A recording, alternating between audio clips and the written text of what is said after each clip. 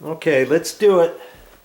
Let's get her on there and see.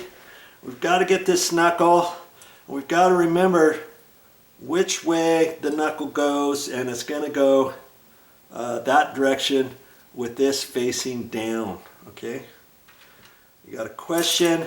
You got to remember how you pull it all apart. You might think, oh yeah, I'll remember all that, and then you go back to put everything back together and you're like, how was that again? Okay, now on this, you remember this had the little mark on the side. If it's not like, see, I can move the drum a little bit for me so I can keep you going. And see, this is gonna slide through there, and I want the same amount on both sides. So when I raise this up, there's a certain groove right there where it goes up through. If you don't have it in the right groove, maybe this doesn't come up all the way. Maybe it goes up halfway, but you want it to come up so that this is almost flush.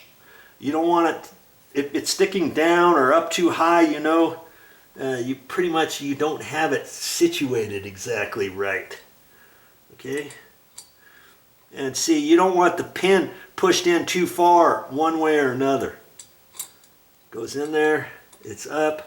I see where that little indentation is. Do I have to put it on the indentation? No, I don't have to. But and see, it's just friction fit. And this is heavy plastic, so the threads are pulling from the heavy plastic and holding the screw up against this. That's why I wish they would drill a hole through there and thread it, and also do another one on the other side, or even just one side. But they don't. Isn't that something? Okay, so this one, I get it as tight as I can that way, and then I get my standard screw driver, because there's that slot in there, you remember? Okay, and see if I can't turn it just ever so slightly. I already did it just a hair, but there. I don't want to overdo it. Okay, there. This is going to go up. Boom, boom, boom. This is all ready. Here's a ground wire. Okay, on the knuckle. And there's also going to be a ground wire on our mounting bracket. Okay. All right. So that's pretty much it for getting the ceiling fan ready for me to raise up there. And see, it comes with other things. This is for the light kit. This trim here is for the light kit. I'm not gonna do any of that until I get the ceiling fan up there. And then there's my trim, my glass for the light kit. And then when in my plastic container, it also came with some little orange screws. That's for my wiring. Okay. First things first. We're gonna get ready to install this. Okay. This is the mounting bracket, and see, that's gonna fit up and around there, and then it plops into place. And on this mounting bracket, it's got a little groove on it. You see that? Do you see that groove in there? Right there. It's a nib. Okay. And on this particular ceiling fan, on the knuckles, there's a nib here, an indentation here, one on that side, and one over here. In the old days, they used to only have one slot on a knuckle, and then you would have to lift it up there, and you would just turn the ceiling fan and swivel this until it fit.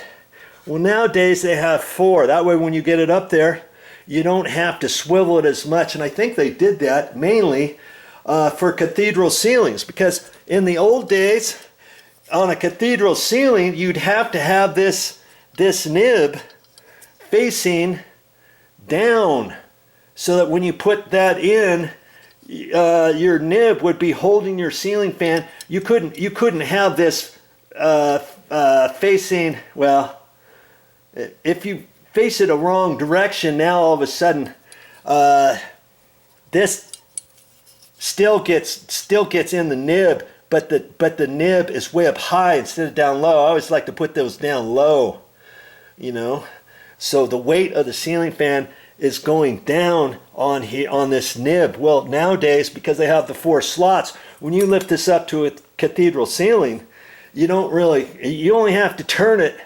slide it one way or another. This doesn't necessarily have to be exactly down, because in some of your ceiling fan boxes, your mounting bracket screws might be up like that, might be here, might be there, might be over like that. You see what I mean? And even though that's sideways, you're still going to have this fitting wherever, right? So I think that's why they put the four on there myself. Okay, so well, get ready, and that's going to be the next thing. That's going to have to go up way up there. That's why I got my this is a 10-foot ceiling. I got an 8-foot ladder here, and before I start working on that, I got to remember, you remember I have the power hooked up to this smoke alarm, because this was a hardwired smoke alarm. It goes to the system of the house. There's a breaker that you turn off, and see the green light, the continuous green light is on. That tells me I've got to turn that breaker off first. So before I do anything, before I forget, I'm going to go in and turn that breaker off. Now, I left it this way last night, and I just left the wires like that. I could have left the wires like that with no wire nuts, because that is powered 24 hours. As long as that smoke alarm is on, as long as that breaker's on, the power's up there, you remember? So the last thing you want is to leave the wires and have them stripped a little bit at the end, and having them touch, or having them wrapped up in that metal box during the night or something, and then you turn the breaker back on or something, and then it'll short out. It'll spark up there, it'll short out, and chances are the breaker's going to trip. You see what I mean? Okay, so for all those purposes, I'm going to go in there and turn the breaker off before I do anything else.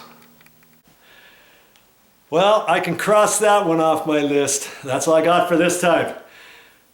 But I'll be back with more videos.